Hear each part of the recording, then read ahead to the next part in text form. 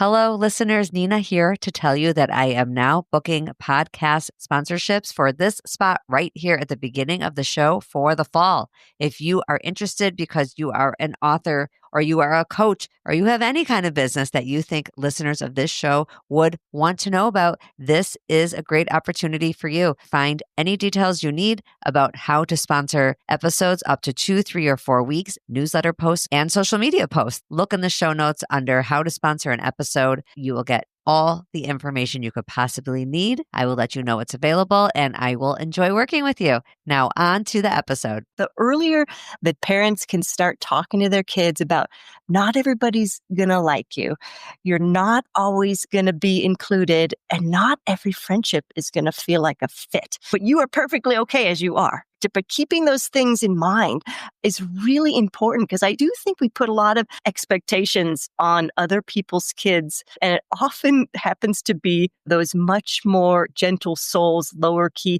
highly sensitive kids that get to a point where they just can't take any more on their shoulders. Welcome to Dear Nina, Conversations about Friendship. I am your host, Nina Badzin. I have been writing about friendship for over a decade, podcasting about it for over 4 years. You are listening to episode 159, fresh off my live event in Chicago in my hometown. Well, I guess my hometown is Minneapolis now. I've lived in Minneapolis for 25 years. But when I say hometown in that sense, I mean the place I grew up, which was Highland Park, Illinois. And that is where I did my live event. I will have that recording from the event out in, I believe, a week. It should be episode 160. That topic was about friend groups, which is closely related to what I'm going to be talking about today. Today's episode, the interview part of the episode, is going to be an encore version of an episode I had way back in 2021 in episode 10. It is just as relevant. The title of the original one was My Kid is Not Interested in Pursuing This Friendship, which was a great title, frankly, because it described what it is. Because I'm going to talk about a couple more things in the intro here, I will be retitling it. I'm focusing on this really tricky thing in parenting of teaching your kids to be kind without forcing friendships on them. It is a dilemma. It is a parenting dilemma. We want our kids to have agency in who they're friends with. I don't think it is right to force friendships on your kids. Kids do have a right to acknowledge the real thing that is chemistry. We do get along better with some people than others, but acknowledging that and also encouraging your kids to be inclusive, kind, not to leave people out, not to drop people, that is a very difficult thing to balance. Jessica Speer, who is the guest in the interview, makes such a good point in there, which is in the dating arena when our kids, even in middle school, they start to have crushes on people and maybe have little dates, not dates where they go out on a date, where they consider somebody the person they're quote unquote talking to. I'm sure many of you with teens or tweens are aware that there's so many different levels and labels of relationships out there that I barely understand. There's talking, there's dating, there's being exclusive, and those are all different things. I get how talking is different than dating and being exclusive. I do not get how dating and being exclusive are different, even though my kids who are teenagers, all of them, well, one's 21 now, so he's aged out of being a teenager. All of them, actually, including the 13-year-old, have tried to explain to me the difference between being exclusive and dating, and I still don't get it. But that's really not the topic of today. The point that Jessica was making is we would never tell our kids that they have to keep talking to or dating or being exclusive with somebody who had a romantic interest in them if our child did not have that interest, right? We would never be like, well, it's really kind and inclusive to make sure that you keep letting this person talk to you and send you messages. We wouldn't do that. But we do often do it with friends. And I understand why. We're doing it in the name of being inclusive, being kind, but it is possibly sending a message to our kids that they don't really know where their heart is in terms of who they connect with and who they don't. And it doesn't really teach them an important skill that they're going to need all through their lives, which is how to be kind, open, and warm to people without necessarily having to be everyone's best friend. That's hard. If we teach our kids constantly that they're mean and they're bullies and they're horrible people because they want to only be close with a few people that they really feel most comfortable with, that they have to be everybody's close friend, I don't think that's a great lesson. And yet, nobody wants to raise The mean kid, of course not. It is a dilemma, this teaching kindness without forcing friendships on our kids. It also relates to a question that I just recently posted on my Substack, which is at dearnina.substack.com. On my newsletter, just to be clear, almost everything on the newsletter about friendship is free. You don't need to pay for it. I put the anonymous questions that I get and the answers that I spend a lot of time writing behind a paywall because I do spend a lot of extra time on that. That's the way I've chosen to do it. The people who are reading those questions and reading those answers are really interested in this topic. They're not there to be trolls or to leave really harsh comments for no reason. Constructive comments are great, and I do get those sometimes. And people who pay for those extra topics are coming at it, I think, with the right point of view, which is an open-mindedness and wanting to be part of a deeper conversations about these tricky parts of friendships. I do mostly focus on adults. In a way, this episode, even though it's somewhat about teens and tweens, is still about adults. It's about the parents. How do we as parents continue to teach our kids inclusivity, but also teach them to know who they are and who they connect with? The Substack newsletter that is currently just out on dearnina.substack.com, that is from a parent who is struggling with the knowledge that her daughter and their friends just dropped a girl from the friend group. I get the sense that her daughter is the ringleader in having decided that girl number 5 is no longer in this group. The letter that is answered in the episode you're about to hear is also from a parent who is worried about her daughter leaving people out. It's a slightly different angle. This is not a daughter who has dropped somebody in today's episode. It is more that the daughter doesn't necessarily want to get together with the people who are reaching out to her. That is not a situation where they're already friends and then your kid dropped that kid. It's a subtle difference, but an important difference, which is people are reaching out to your kid and your kid is just not that into it. Happens to us as adults too, right? Sometimes the chemistry is just not there. You also don't want to be labeled mean or a bully. The letter writer for today's episode also reflects on the fact that she has a son who was not included. He was the kid people weren't interested in when her son would reach out for plans. And so she's been on both sides of it. I would say most of us have. Your kid is not included. Your kid doesn't want to hang out with everyone that reaches out to your kid. Or as adults, we all tend to face this one way or another. There's people who are not interested in us. I've done whole episodes on that. There are people that are interested in us that we aren't sure what to do about. I actually did one of my favorite episodes, I'll include it in the show notes, is dealing with that. You want to be kind as an adult. You do not want to hurt people's feelings. And yet you don't want to spend all of your social time making sure people aren't saying you're not nice. You have to be able to spend time with people you really click with and enjoy. I think a lot of people deserve at least 1 or 2 chances, but you don't owe anybody endless years of friendship when the chemistry is not there. How to do that with kindness and sympathy and with an open heart is the subject of an episode I did with Ruchi Koval. It's one of my favorites. It's one of my husband's favorites too. He listens to them all and we love them all. They're like our kids. We love them all, but some of the episodes do have a major standout, meaning that we end up quoting them to each other or to other people. So I will definitely include that in the show notes if you're an adult dealing with kind of a similar situation that we're going to be talking about in the episode today, where you want to help your kid be kind to others, but you also don't want to give them the message that they don't get to decide who they're friends with. It is not easy, this stuff. Thank goodness I don't have to do it alone. Joining me in that discussion was Jessica Speer, who is an award-winning author of books for kids and tweens, including one called The Phone Book, Stay Safe, Be Smart, and Make the World Better with the Powerful Device in Your Hand. Her other book that really was the focus of this episode was BFF or NRF, Not Really Friends, A Girl's Guide to Happy Friendships. And by the way, this applies to boys too. I made a big deal about that in my live event last week. All of this applies to boys too. This idea that this is just for girls and only girls or only women have issues with how we treat people, how we are treated, that's just not true. It's across the board. And her newest book is called Middle School Safety Goggles Advised. And she's working on a follow-up to BFF or NRF right now for slightly older kids. Jessica has a master's degree in social sciences and has a knack for writing about complex topics in a way that really connects with kids and teens. She is wonderful. And I'm so appreciative that she was one of my very early guests. Episode 10, I mean, if this is 159, episode 10 was a long time ago. I hope you get as much out of this conversation with Jessica Speer as I did. Here she is. Welcome, Jessica. Thanks so much for having me, Nina. I'm so excited to be here with you.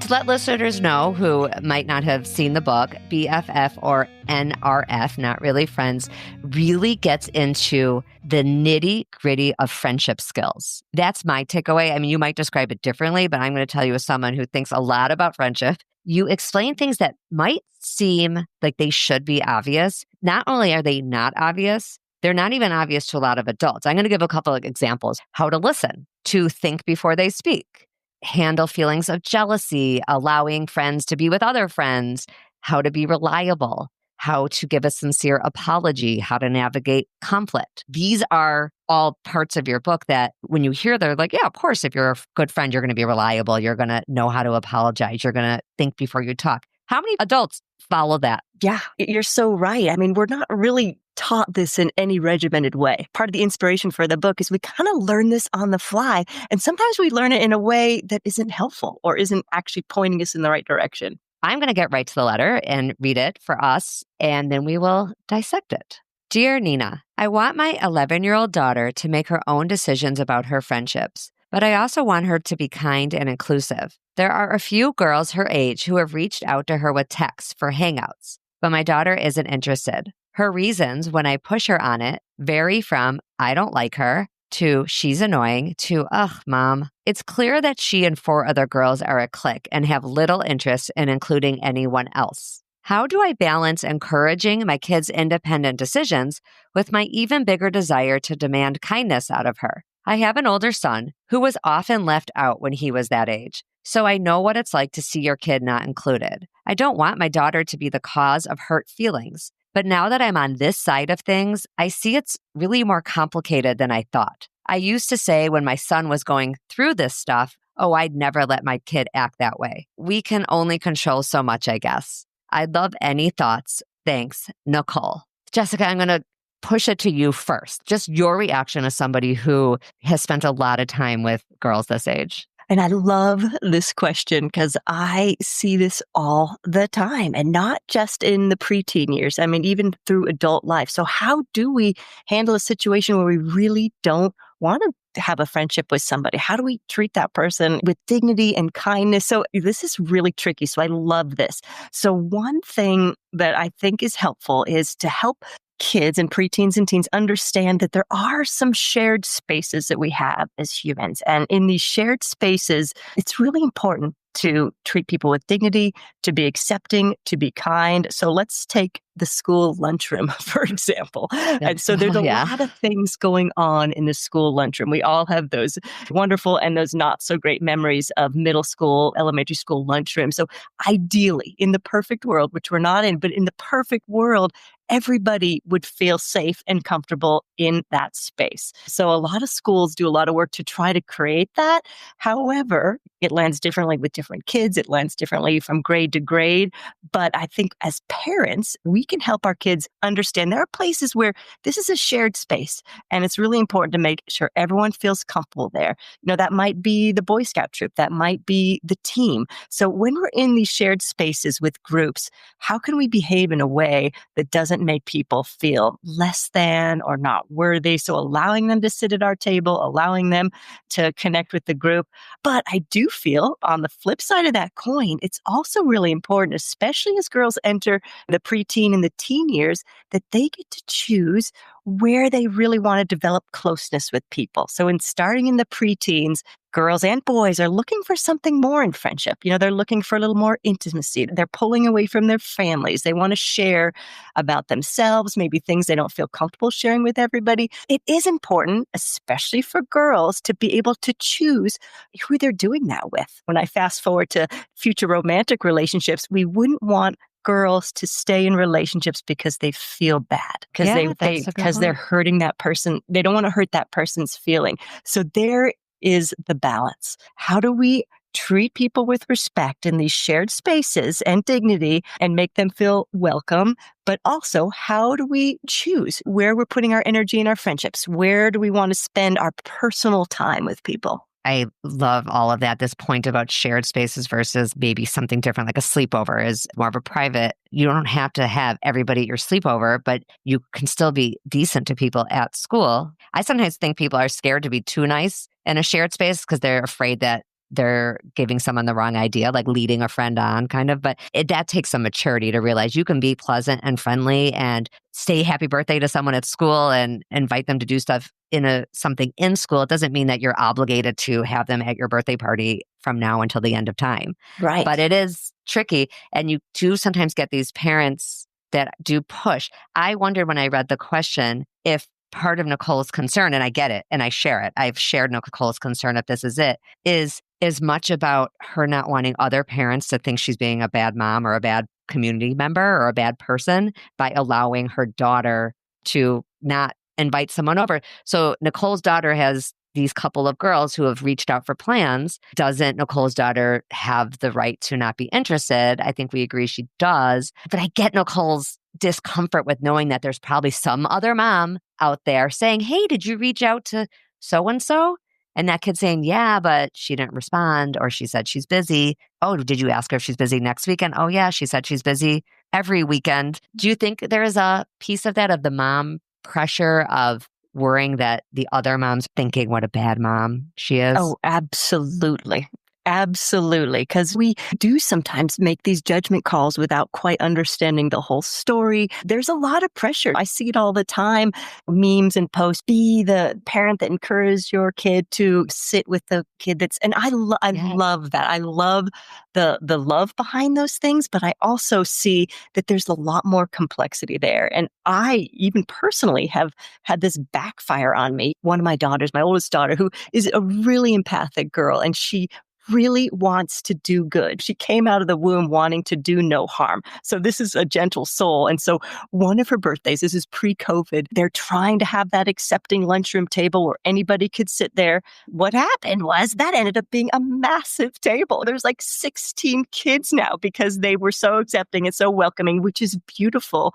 But then comes the birthday party and she does not know what to do. She's I have actual anxiety listening. I don't invite everybody. What happened? So I'm at a loss too, because I'm like, I don't know what to do either. I really want you to do what you feel is right. And so what she chose to do was invite a lot more people than she would have. That gets hard. As it turns out, we have the party and there's some girls within that group that don't really like each other that much. So the more kids you have, the more chances there are for drama. So I would love to say that was a drama-free party, but no, there was drama in that party. So had she really tried not to please everybody and not hurt anybody's feelings, she might have invited just 4 girls over. A much more peaceful party, and instead of 10 or more, and then there was conflict ensued. There is no easy way to navigate this. Quick break from our friends at Wesson. You're probably familiar with Wesson cooking oil. You might even have some in your pantry right now. Well, Wesson recently did some research and learned that moms long for a greater sense of community. It really does take a village, and the way to build one is through meaningful friendship, which can be tough when raising a family can be all-consuming. Since the beginning of time, humans have bonded over the experience of shared food. Spending time with your friends doesn't have to be a complicated planned event booked months out. It doesn't even have to be a fancy dinner party. It can be as simple as inviting them over for a casual meal. The house doesn't have to be perfect and the meal doesn't need to be fancy. It's more about hanging out together as a reminder that you're there for one another. Wesson makes it easy to whip together a tasty meal, so if you're wanting to invite a friend over to eat, check out Wesson's recipe catalog at purewesson.com for inspiration. Back to the show. No, there just isn't. I actually got a comment that relates to what you're saying from my Facebook group. I have a private Facebook group called Dear Nina, the group, and sometimes I'll preview the questions on there just so that people in my group can comment if they want to. It's been a fun way to get other opinions. And it says, my daughter, 17 years old, knows someone who's very nice, but is essentially socially awkward and has some major emotional issues that come out often. They were both on a team where my daughter was the captain her senior year. The mother is very nice and rightfully is a strong advocate for her daughter's social life. She encouraged social interaction between our daughters when oftentimes my daughter was reluctant and did so grudgingly. For example, her mother called me and put me on the spot to include her daughter in my daughter's group of friends' last day of school activity. So we're talking seniors in high school. So it's a little beyond the age of your book, but still, you could see how some of these actions never really end. So she forced the daughter to do something with her daughter on the last day of school. It worked out because my daughter is very good natured. And I told her that while they don't have to be best friends, she should be kind. I'm just wondering at what point, so your daughter in the case of the birthday party, this commenter's daughter in the case of the last day of school activity, were both really empathetic and kind, gentle souls. I still also want to advocate for it would be okay for this senior in high school, it would be okay for your daughter to not want to have every single person at their birthday party or not want to have every single person at the last day of school. Well, maybe a last day of school activity is more of a shared space example, but not if it was a private thing. It sounds like this was not a actual school activity. It was a at-home private thing. I don't know if we do people a disservice by always including them when they're not really wanted. Do we keep them from actually meeting their friends? Like, I want to speak to the couple of girls in our original question who are trying to get in with this clique of 4. I wish I could take them aside and be like, girls, these aren't your people. And you're barking up the wrong tree by trying to continue to have plans with someone who's not even responding on text. Yeah, maybe their mom's going to make them respond, but is that a real friend? I mean, ideally, everybody has a friend that really wants to be their friend. So I think the earlier that parents can start talking to their kids about not everybody's going to like you, you're not always going to be included, and not every friendship is going to feel like a fit, but you are perfectly okay as you are. But keeping those things in mind is really important because I do think we put a lot of expectations on other people's kids, and it often happens to be those much more, gentle souls, lower key, highly sensitive kids that get to a point where they just can't take any more on their shoulders. I know my daughter felt that way. In fact, for her, COVID was kind of a blessing. For her, that was such a relief to have a break from that. And when things were safe, but we were still not fully back in school, she got to hang out with just the people she wanted to, kind of guilt-free. So I think that's a really great science example of what happens if there's not all this pressure on kids, that they can maybe just really pursue the relationships they want to pursue. But again, that's a balance. I think there are kids that are not giving kids a chance that really deserve a chance. So it might start in that safe space, that shared space, giving kids a chance. And you never know. There will be friendships that grow out of that into deeper levels. It is so tricky. And it's like each situation is different. I like what you said about the pressure that we parents put on other people's kids to like make our kids feel okay. I have 4 kids. I've seen a lot of things. And gosh, it would be easier if my kids are, we're always included on the group text. We're always included in the outing. It just would make life easier, but they wouldn't learn anything. They wouldn't learn those resiliency skills. They wouldn't know the difference, I think, between like what you describe really well in the book as a healthy friendship, an accepting friendship, a friendship that feels good versus something that's not, if you're trying too hard. I mean, there's something that says something. What would we say to Nicole? So her kid has now, it sounds to me like ignored these couple of girls are trying to like get in on the group, or at least to make plans with her daughter. Her daughter is basically not answering the text. How should her daughter handle these texts? And this is never easy. Kids will ask you. Say she just does a no thanks, no thank you on the text respond.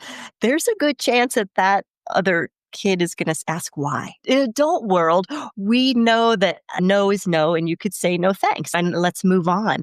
In the preteen and the kid world, you could say no thanks as kindly as you can, but there is a chance that other kid is going to be like, well, why not? Could see why her daughter might be a little hesitant to go there. However, I think it's a great skill to learn. No thanks is no thanks. I think that's worth the first try. If she really truly does not want to, enter this relationship, saying no thank you is a good place to start. But even that isn't simple sometimes. So hard. I would probably soften it with it. Maybe it's a white lie, but I'm so busy right now. I can't make any plans right now. I mean, and so it's not like a hard no. Yeah. But it's maybe just a not right now. Oh, I just can't book anything right now, or or I'll ask my mom, and then maybe mom says we're so busy right now. It's easier if it's kid to kid. It's a little harder when the mom gets involved. I've made that mistake before. Somebody did me a huge favor, and sometimes you don't know. I'm better about it with my younger kids, but with one of my kids, I was still the one reaching out for plans. Like I didn't know it was time yet.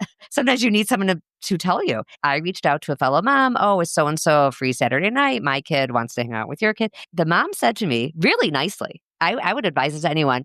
I will have my kid reach out to your kid. Sounds great. I'll have my kid reach out to your kid. Her kid never reached out to my kid. I didn't tell my kid that I don't even think I told my kid this conversation ensued. But when her kid didn't reach out to my kid, that was a cue to me. This kid is not interested in my kid. It was the most gentle. It worked out nicely because my kid didn't even know about it. But I was able to not continue to encourage my kid. Oh, hey, you should reach out to this one. See if this kid's free. Because I had gotten the cue from the mom. Number one, we're not making plans for our kids anymore. It's time for the kids to do this themselves.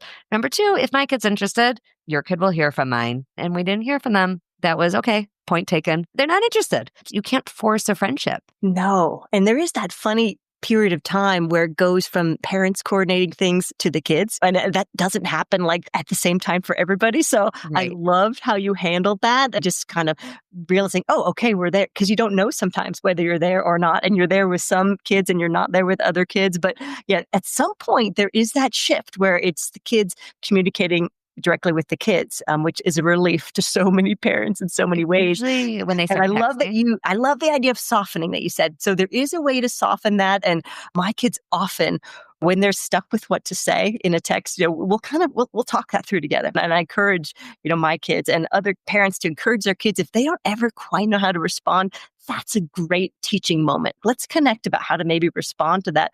And, text has many downsides, but one of the good sides is it gives you a chance to think about your response. Where all this used to happen like live face to face, it doesn't as much anymore, but we have a moment before we respond to think about what can we say and how might that come across to the person getting this message. And another huge thing that text brings to the social plan making is who's included on the group text and who Oh, isn't. yes. Being put on the group text is like a gateway to plans. And if you're not on the group text, whether it's a group on Snap as the kids get older, I've learned, at least with my kids, I know it's different in every community, but the kids, they barely text, like regular text. They have Snap groups. And if you're in the Snap group, well, then you know what the plan is for Sunday afternoon. If you're not in the text or the Snap group, you don't know what the plan is. And no one's asking each other directly per se. If you're on it, you know about it. And if you're not, you don't. And it's, oh gosh, so getting on that group text might be a key that a lot of parents don't even realize is happening. Oh, and it's stressful. Like if you really want to be included, but you're not. I mean, this is all much more intense than it was when we were growing up. And it was simplified and face to face. And we didn't know about the things we weren't invited to. So I feel a lot of empathy for kids today because this is so tricky. They're bombarded with this 24/7. There's a handful of kids that make 2 or 3 good friends in elementary, and that lasts all the way through middle school. But the majority, there's huge changes all the time, just to constantly in a state of flux. I mean, there was this awesome study that came out of UCLA. They followed 6,000 sixth graders through in middle school. 2/3 of them in their first year of middle school kind of jumped friend groups and changed friendships. So the instability is the norm. And as parents are watching this, it breaks our heart sometimes because we'll see those times where our kids is kind of floundering in between groups and spaces and they're finding their way. And that's exactly what they're doing, is that they're trying to find their way. They're trying to learn these skills that we started on the beginning of this call. They're trying to figure out, wait, who am I? And where do I actually feel like I fit? How do I connect? And it's not easy, and there's lots of ups and downs in that process. We've spent a lot of actually this call thinking about the kids who might be leaving others out and all that. But how do you learn to recognize true friendship if you haven't gone through that experience? We as parents cannot save our kids from every hurt feeling, from every birthday party they weren't invited to. I have learned that the hard way. I'm saying that with a smile on my face because I've had couple ugly experiences where I got too involved. I literally shudder in embarrassment thinking about it because I would never do that now. I mean, I've been a parent for a long time. I've made some mistakes. Those mistakes probably robbed my kids and they learned it eventually once I realized I've overstepped. But there is such a thing. And your book, I wish every kid would read this book. I know you use she a lot in the book just to make it easier to write, but you point out in the book, it's really for all kids to learn skills they might otherwise skip if their parents don't let them experience it. Right. And I've done it too, Nina. I've totally overstepped sometimes and assumed I knew the whole story. And there's always more to the story. So when we see something that we feel is a slight on our kid or something, there's always more going on there. So I think it's important to just realize there's two sides to everything, and things are always more complex than they first appear.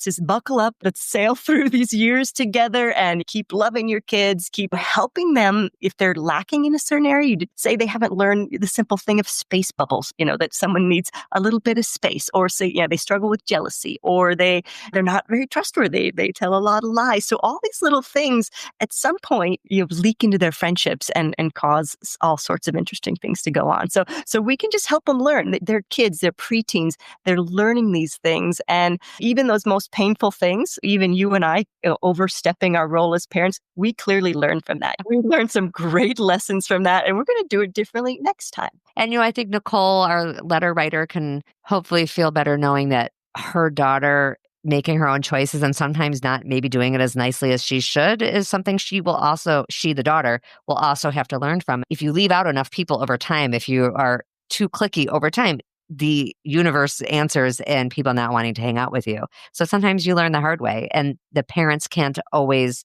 direct that either. Like, she asks, how can I really demand my daughter be inclusive and kind? I mean, I think you can try as best you can, but you can't really control how your kids act all the time. Jessica mentions 9 friendship truths. I picked my favorite, and it's friendship truth number 9, and it is, you choose which of your friendships to grow. Grow the healthy ones. I think that is so beautiful. It's what I would say to these 2 girls who are texting Nicole's daughter. If I could talk to them, right, I would say, pay attention to the people who want to hang out with you. Grow the healthy ones. You choose which of your friendships to grow. Grow the healthy ones. Yes, absolutely. That is all for today. I want to thank you, Jessica, so much for being here. Thank you so much for having me. This is such a great conversation. I love this question, and I love all the work you're doing. I mean, this friendship stuff is tricky, and we're all learning as we go. So thank you for all your work. You could find a form to ask your own anonymous question for a future episode on ninabadzin.com. I'd love for you to join my Facebook group, Dear Nina, the group. If you have time to rate and review the podcast, or even better, tell a friend, I'd be so grateful. Remember, when our friendships are going well, we're happier all around.